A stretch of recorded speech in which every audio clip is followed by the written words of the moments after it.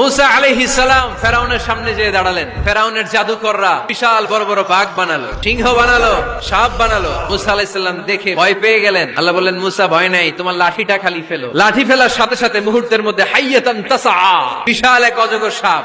ফেরাউনের জাদুকরদের বানানো সব বাঘ, ভাল্লুক, সিংহ আর সাপগুলো রেখে বিশাল ফানা ধরে আছে। আর সাপ বলতে শুরু করেছে, আর কি আছে নিয়ে আয়। সুবহানাল্লাহ কইতে পারলেন না? এই দৃশ্য দেখার সাথে সাথে ফেরাউনের রাজপ্রাসাদের সামনে যতগুলো জাদুকর ছিল, কোরআন বলে ফাউলকিয়াস সাহারাতু সাজিদিন। এই দৃশ্য দেখা মাত্রই ফেরাউনের নিয়ে আসা বড় বড় জাদুকর গুলো মুসা আলাইহিস সালামের সামনে দাঁড়িয়ে আল্লাহর জন্য সেজদায় লুটিয়ে পড়েছে। ফাউলকিয়াস সাহারাতু সাজিদিন, সেজদায় লুটিয়ে পড়ে ঘোষণা দিল, আমি ফেরাউনরে মানি না, আমি কোন নাস্তিককে মানি না, আমি মুসার রব, হারুনের রব, বনি ইসরাইলের রব, আল্লাহর জন্য সেজদায় লুটিয়ে পড়লাম। চিল্লায় পড়েন আল্লাহু আকবার।